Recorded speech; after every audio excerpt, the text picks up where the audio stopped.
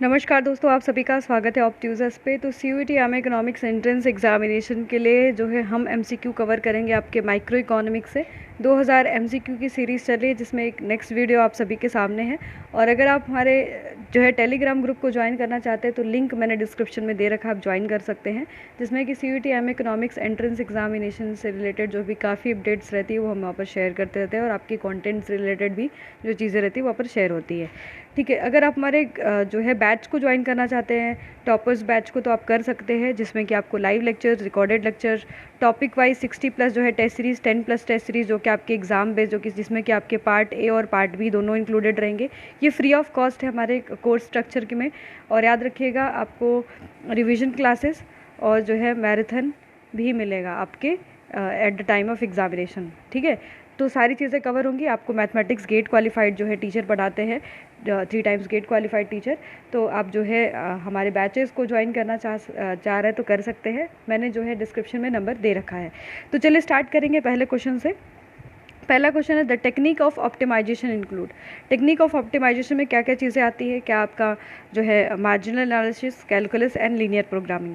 इस बार आपको जो है कैलकुलस में इंटीग्रेशन डिफरेंशियल भी पढ़ना है, तो आप उसको भी पढ़िएगा, काफ़ी इंपॉर्टेंट रहेगा, और लीनियर प्रोग्रामिंग भी पढ़ना है। तो टेक्निक ऑफ ऑप्टिमाइजेशन में बेसिकली सारी चीज़ें, आपका marginal analysis, calculus and linear programming, सारी चीज़ें आ जाती है। तो ऑप्शन नंबर यहाँ पर जो करेक्ट हो जाएगा वो आपका डी वाला हो जाएगा। नेक्स्ट क्वेश्चन देखेंगे, in economics desired back by purchasing power that is known as. अब देखिए, there is difference between desire and demand. Desire क्या होता है? आपका जब विल होता है, मतलब आप चाहते ज़रूर हो पर आपके पॉकेट में जो है मनी नहीं होती, दैट इज़ आपका डिज़ायर। ठीक है, उसको क्या कहते हैं? डिज़ायर। जबकि बात करेंगे डिमांड की, तो आप विलिंग हो प्लस जो है आपके पास परचेजिंग पावर है, यानी आप खरीद भी सकते हो, आपके पास पॉकेट में जो पैसा है वो होगा, तो दैट इज़ डिमांड। ठीक है, और अब आपने स्टडी किया होगा, अगर आपने अभी तो डिमांड सब पढ़ चुके होंगे ऑलरेडी। तो डिमांड जो होता है, आप दो तरीके की डिमांड देखते हो, एक इंडिविजुअल, एक मार्केट डिमांड, जिसमें नंबर ऑफ वेरिएबल्स जो है अलग होते हैं। जैसे demand is the function of price. ठीक है, आपके जो है आपके substitute and complementary good, income. ठीक है, और एक दो फैक्टर्स होते हैं, पर पॉपुलेशन जो होती है वो आपके मार्केट डिमांड के अंतर्गत आती है, मतलब पॉपुलेशन का जो फंक्शन होता है वो मार्केट डिमांड में देखते हैं। ठीक है, तो आपने पढ़ा होगा, डिमांड जो होता है बेसिकली वो प्राइस से रिलेटेड होता है, आपका डाउनवर्ड स्लोपिंग होता है डिमांड, प्राइस इंक्रीज़ करता है, डिमांड जो है डिक्रीज़ करता है, और प्राइस जब डिक्रीज़ कर जाता है तो डिमांड जो होती है वो क्या होती है? इंक्रीज़ कर जाती है। ठीक है, अगर हम बात करें शिफ्टिंग एंड रोटेशन की, तो शिफ्टिंग कब हमारा पॉसिबल होता है? जब हमारे प्राइसेस कांस्टेंट रहती है, उस केस में अगर जो शिफ्ट हो रहा है दैट इज़ आपका शिफ्टिंग होगा, चाहे आपका राइटवर्ड चाहे आपका लेफ्टवर्ड भी हो सकता है। पर अगर हम बात करेंगे रोटेशन की, तो रोटेशन अलॉन्ग डिमांड कब आपका कब होता है? जब प्राइजेज में चेंजेस आते हैं। अगर इफ़ इन केस की प्राइस आपका P से P1 पे चला गया, तो आप देख सकते हो कि आपका जो डिमांड कर्व है, इस अलॉन्ग सेम डिमांड कर्व आप देख रहे हो ऊपर की तरफ चले गए, रोटेट कर गए। और अगर आप P से ऑलरेडी P पे आ गए, P1 से P पे आ गए, तो ये आप रोटेट कर गए यहाँ पर। ठीक है, आपके पॉइंट मान लीजिए A और B पे। ठीक है, आप B पे आ गए, तो ये जो है आपका रोटेशन है। इस केस में आपका जो है प्राइस होगा वो क्या होगा? आपका चेंज होगा। ठीक है, तो ये पॉइंट याद रखिएगा। तो शिफ्टिंग के केस में हमारा जो प्राइस होता है वो कांस्टेंट होता है, और अगर हम बात करें रोटेशन के केस में तो हमारा प्राइस जो होता है वो चेंज होता है। नेक्स्ट आपका जो क्वेश्चन है, basic assumption of law of demand include. तो बेसिक अजम्पशन में आपके क्या क्या इंक्लूडेड होता है? ठीक है, क्या प्राइसेस ऑफ द प्रोडक्ट जो है वहाँ पर चेंज होगा, या फिर there is no substitute of commodity should not confer by any distinction, and commodity of the demand of the commodity should not be continuous। तो यहाँ पर आपका जो है कौन सा आपके assumption include है? तो ऑप्शन नंबर जो है C, the commodity should not confer any destination। तो अगर हम बात करें कि आपके क्या क्या assumptions थे आपके लॉ ऑफ डिमांड के, तो याद रखिए कि there is no introduction of substitute, कोई भी सब्स्टिट्यूट का आपके इंट्रोडक्शन नहीं होगा। ठीक है, there will be no introduction of substitute. ठीक है, जब आप लॉ ऑफ डिमांड काम करेगा तो कोई भी सब्स्टिट्यूट का इंट्रोडक्शन नहीं होगा। कोई भी जो आपके प्राइजेज होंगे वो चेंज नहीं होंगे, there will be no change in the prices of the substitute. Price of the substitute में भी कोई भी बदलाव आपके नहीं होगा। फ्यूचर में आपके प्राइस में जो है कोई भी बदलाव नहीं होगा, ये भी आपके जो है आपका अजम्पशन है लॉ ऑफ डिमांड का। ठीक है, आपके इनकम में कंज्यूमर के, उसमें भी कोई भी चेंज नहीं आएगा, there will be no change in income of the consumer. Okay, और आपकी टैक्स पॉलिसी में आपकी कोई भी चेंज नहीं आएगा। क्लियर, याद रखिएगा, there will be no change in the taxation policy of the government. और जो आपका कंज्यूमर का हैबिट, टेस्ट एंड प्रेफरेंस है वो भी आपके चेंज नहीं होगा, और there will be no change in size, sex and age composition of the population. तो ये जो है आपके कुछ अजम्पशंस थे आपके बेसिकली लॉ ऑफ डिमांड के। तो यहाँ पर बोला गया है कौन सा बेसिक अजम्पशन इंक्लूडेड है, तो कोई भी डेस्टिनेशन फिक्स नहीं होगा आपके कमोडिटी का, ये भी आपके जो है अजम्पशन है बेसिकली लॉ ऑफ डिमांड का। जबकि इसके बाद के अगर हम देखेंगे तो ये सारे जो है आपके देखिएगा आपके अजम्पशन में नहीं आते हैं, ठीक है, आपके फर्स्ट बी जो सेकेंड है और डी वाला, ठीक है। नेक्स्ट क्वेश्चन देखेंगे, higher the prices of the certain luxury article higher will be the demand. तो किस केसेस में ये हमें देखने के लिए मिलता है, तो पॉइंट याद रखिएगा कि वेबल एंड गुड जो होता है, ठीक है, इस केस में हम देखते हैं जब आपके prices of the product increase करता है तो डिमांड भी इंक्रीज़ करता है, if price decreases demand decreases. Veblen and good जो होता है, ठीक है, इसमें एक तरीके का लग्जरियस आर्टिकल है, तो लग्जरियस आर्टिकल के केस में हम देखते हैं कि जब उसकी प्राइस ज़्यादा होती है तो लोग उसकी डिमांड ज़्यादा करते हैं, और प्राइस कम होती है तो डिमांड कम करते हैं। इसी वजह से जो आपका डिमांड कर्व होता है वो पॉजिटिव स्लोप्ड होता है, ठीक है। अगर प्राइस बढ़ेगा तो डिमांड उसकी इंक्रीज़ कर जाती है for the Webel and good. तो वेबल एंड गुड के लिए आपका डिमांड केस जो डिमांड कर्व जो आपने बेसिकली डिमांड का लॉ ऑफ डिमांड पढ़ा था वो अजम्पशन वायलेट करता है ये। और याद रखिएगा जब प्राइस इंक्रीज़ करेगी डिमांड इंक्रीज़ करेगी, प्राइस डिक्रीज़ करेगा डिमांड डिक्रीज़ कर जाएगा।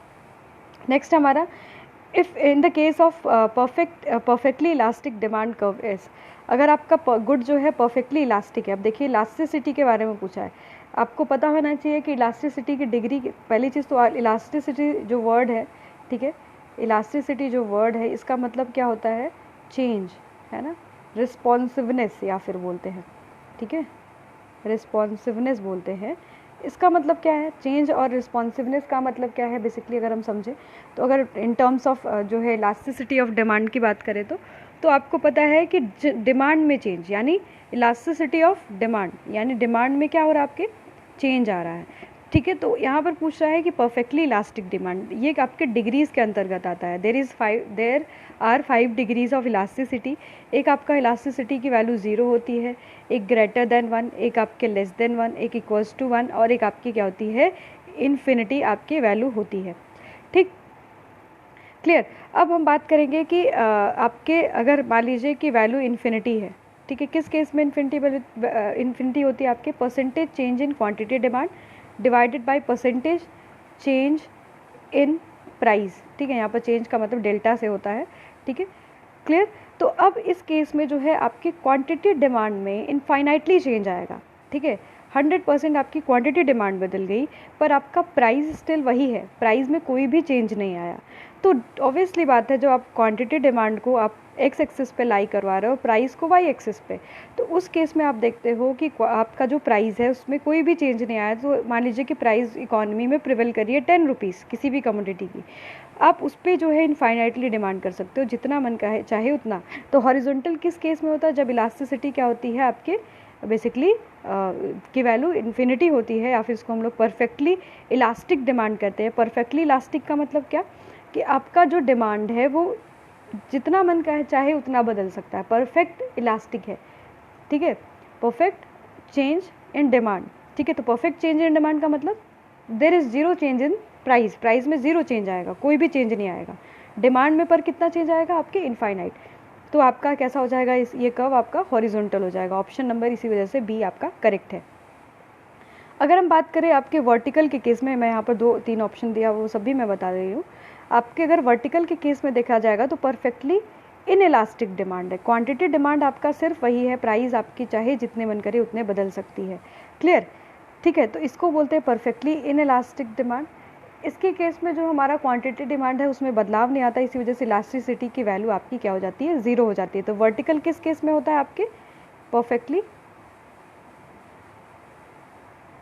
इन इलास्टिक डिमांड, ठीक है। और आपको एक चीज़ और भी याद रखना है कि flatter the curve higher will be the elasticity. जितना ज़्यादा आपका कर्व फ्लैटर होते जाएगा, flatter the curve higher will be the elasticity. Elasticity आपकी क्या हो जाएगी, हायर होती जाएगी। और स्टीपर कर्व होगा तो इलास्टिसिटी कम हो जाएगी। आप देख सकते हैं कि जितना ज़्यादा फ्लैट कर्व होगा, आप देखेंगे कि प्राइस के रिस्पॉन्स में डिमांड आपकी क्वांटिटी डिमांड में आपके ज़्यादा चेंज आया। मान लीजिए कि प्राइस P1 था, P से P0 आ गया, ठीक है, तो आप देखेंगे कि क्वांटिटी डिमांड में ज़्यादा बदलाव आया एज़ कम्पेयर टू आपके प्राइस के। तो फ्लैट में जितना ज़्यादा नहीं आएगा आपके, मतलब जितना ज़्यादा चेंज आपके आएगा क्वांटिटी डिमांड में, उतना ज़्यादा आपके स्टीपर में नहीं देखोगे। स्टीपर में आप देखोगे कि प्राइस ज़्यादा बदलेगी एज़ कम्पेयर टू आपके क्वांटिटी डिमांड के। तो इसी वजह से बोलते हैं flatter the curve higher will with the elasticity.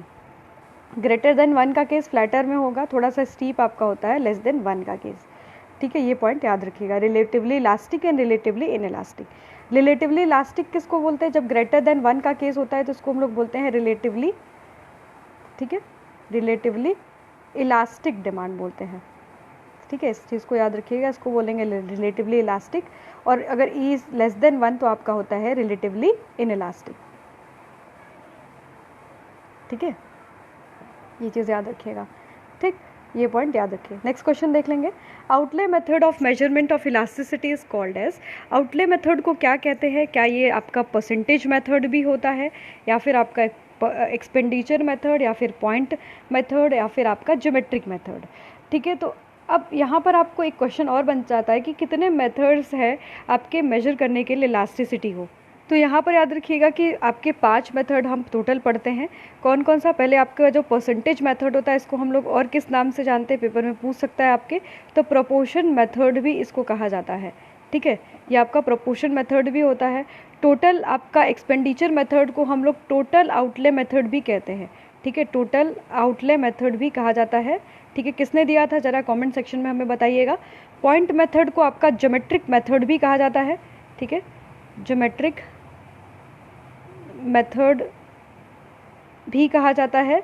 और पॉइंट मेथड, वेट, यहाँ पर पॉइंट मेथड बेसिकली आपका ज्योमेट्रिक मेथड नहीं होगा, आपके पॉइंट मेथड, वेट एक मिनट रुकिए, यहाँ पर आपका पॉइंट मेथड ही ज्योमेट्रिक मेथड होता है, सॉरी, याद रखिएगा कि point method is geometric method, और आपका एक रेवेन्यू मेथड भी होता है टू कैलकुलेट आपके इलास्टिसिटी ऑफ डिमांड।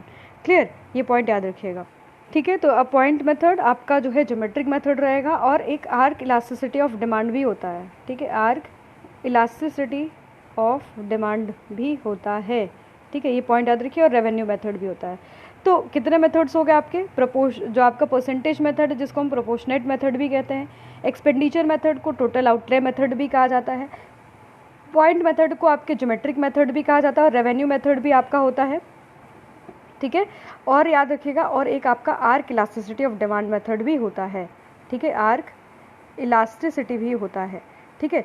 तो टोटल आपके 5 मेथड हो गए। वैसे हम जो है आपके, अगर आपने 12th लेवल तक पढ़ा होगा तो 3 मेथड्स पढ़े होंगे, और आप जब आपके ग्रेजुएशन में आप आए होंगे तो आपने ये 5 मेथड पढ़े होंगे, ठीक है। तो आंसर करिएगा कि जो आपका बेसिकली यहाँ पर जो एक्सपेंडिचर मेथड है वो किसने दिया था, और क्वेश्चन का आंसर क्या होगा? Outlay method of measurement of elasticity is also known as आपका टोटल एक्सपेंडिचर मेथड यहाँ पर कहा जाएगा। नेक्स्ट आपका है dash demand forecasting is related to business condition prevailing in economy as a whole. Easy है, आपके मैक्रो लेवल पे यहाँ पर स्टडी करेंगे, ठीक है। जब हम डिमांड एज अ होल की बात करेंगे, हम सिर्फ इंडिविजुअल की बात नहीं करते, तो दैट इज कम्स अंडर आपके मैक्रो लेवल, ठीक है। तो dash is the base of marketing planning. अगर मार्केटिंग प्लानिंग की बात करें तो डिमांड जो फॉरकास्ट करते हैं दैट इज़ आपका बेस होता है आपके मार्केटिंग प्लानिंग का, ये आपके लिए उतना इंपॉर्टेंट नहीं है, ठीक है। नेक्स्ट हमारा है dash is a change in total revenue respective to the change in price और ड्यू टू इफेक्ट ऑफ जो है मैनेजरियल डिसीजन ऑन रेवेन्यू, ठीक है। तो उसको हम क्या बोलेंगे? आपका इंक्रीमेंटल रेवेन्यू भी यहाँ पर आपके कहा जाता है, ठीक है। यहाँ पर बोला है change in total revenue respective to the change in price. Clear, क्योंकि इसने चेंज इन प्राइस कहा, इसी वजह से यहाँ पर आपका इंक्रीमेंटल रेवेन्यू हुआ। अदरवाइज आपका जो मार्जिनल रेवेन्यू होता है वो आपका क्या होता है? चेंज इन रेवेन्यू, ठीक है, रेवेन्यू में जो चेंज आया divided by change in quantity, ठीक है, चेंज इन क्वांटिटी। तो ये आपका जो है बेसिकली जो है मार्जिनल होता है, ठीक है। और प्राइस इंटू क्वांटिटी आपका क्या होता है? प्राइस इंटू क्वांटिटी हमारा जो है टोटल रेवेन्यू होता है। और अगर बात करें एवरेज रेवेन्यू की, और अगर हम बात करें एवरेज रेवेन्यू की, तो याद रखिएगा टोटल जो है आपका revenue TR divided by quantity, तो ये आपके एवरेज रेवेन्यू का फॉर्मूला हो जाता है। क्योंकि यहाँ पर प्राइस दिया था, इस वजह से इसको हम लोग क्या कहेंगे? इंक्रीमेंटल रेवेन्यू भी कहेंगे, ठीक है। तो यहाँ पर आपके 10 क्वेश्चन रहे, और भी हम आगे क्वेश्चंस लेके आते रहेंगे। अगर आपको वीडियो पसंद आया होगा तो हमें ज़रूर बताइएगा। अब हम यहाँ पर जो है आपके माइक्रो से स्टार्ट करेंगे, मैक्रो, और फिर पब्लिक, और फिर आपके इंटरनेशनल और इंडियन इकॉनमी से रिलेटेड भी यहाँ पर आपके क्वेश्चन करवाए जाएंगे। तो स्टे ट्यून विद अस, जुड़े रहिएगा, सब्सक्राइब करिएगा, शेयर करिएगा अपने फ्रेंड्स के साथ। धन्यवाद।